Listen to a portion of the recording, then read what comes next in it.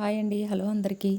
మెంతాకు వేసి పొడిపప్పు కర్రీ ఎప్పుడైనా చేశారా? ఒక్కసారి ఇలా చేసి చూడండి. చాలా రుచిగా, కమ్మగా చాలా బావుంటుందండి. ఆకుకూరలు కూడా ఆరోగ్యానికి చాలా మంచిది కదా! ఒక్కసారి ఇలా ట్రై చేసి చూడండి. మనం పల్చగా చేసుకునే పప్పు కంటే ఇలా చేసుకునే పప్పు చాలా రుచిగా ఉంటుంది. మరి దీన్ని ఎలా చేసుకోవాలో చూద్దామా?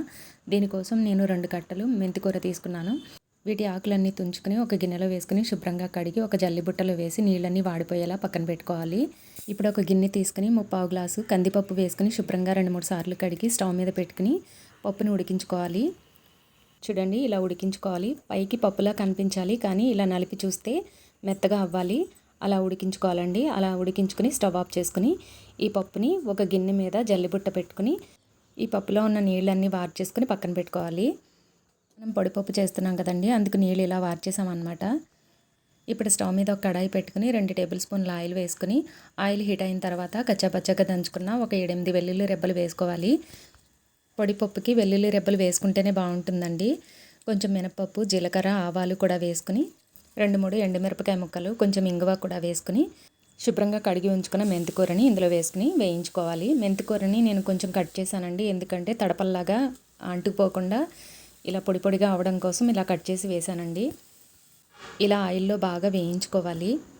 ఇలా సగం వరకు వేగిన తర్వాత రుచికి సరిపడా ఉప్పు, 2 టీ స్పూన్ల కారము, పావు టీ స్పూన్ పసుపు వేసుకుని మొత్తం అంతా ఒకసారి మిక్స్ చేసుకుని మరో 2-3 నిమిషాల పాటు బాగా వేయించుకోవాలి.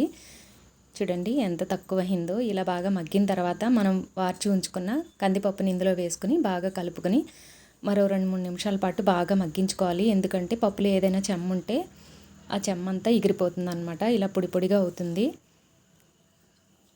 ఇలా పొడి పొడిగా అయ్యే వరకు బాగా మగ్గించుకోవాలి. నేను ఇందాక తాలింపులో కరివేపాకు వేయడం మర్చిపోయానండి, అందుకు పైన వేస్తున్నాను అనమాట. కరివేపాకు కూడా వేసి ఒకసారి కలుపుకొని స్టవ్ ఆఫ్ చేసి సర్వ్ చేసుకోవడమేనండి. చాలా రుచిగా ఉంటుంది.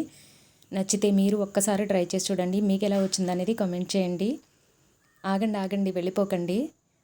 ఇప్పుడు స్టవ్ మీద ఒక చిన్న కడాయి పెట్టుకుని 1 టీ స్పూన్ ఆయిల్ వేసుకుని కొంచెం మినపప్పు, కొంచెం జీలకర్ర, కొంచెం ఆవాలు వేసుకుని కొన్ని మెంతులు కూడా వేసుకుని ఎండుమిర్చి ముక్కలు, కరివేపాకు కూడా వేసుకుని పావు టీ స్పూన్ పసుపు, పావు టీ స్పూన్ ఇంగువ, 1/2 టీ స్పూన్ కారము, రుచికి సరిపడా ఉప్పు వేసుకుని మనం పప్పులోంచి తీసుకున్న నీళ్ళు ఉన్నాయి కదండి, స్టవ్ ఆఫ్ చేసుకుని ఆ నీళ్ళని వేసుకుని ఒక నిమ్మదబ్బ పిండుకుని మనకి పులుపుకి సరిపడా నిమ్మరసం వేసుకుని కలుపుకుని లాస్ట్లో కొంచెం కొత్తిమీర తరుగు కూడా వేసుకుని సర్వ్ చేసుకోవడమేనండి. ఇది కూడా చాలా బాగుంటుంది, చాలా రుచిగా ఉంటుంది. నచ్చితే మీరు ఒక్కసారి ట్రై చేసి చూడండి. వీడియో నచ్చితే లైక్ చేయండి, షేర్ చేయండి, కామెంట్ చేయండి. అలాగే మన ఛానల్ని సబ్స్క్రైబ్ చేసుకోండి. Thank you for watching.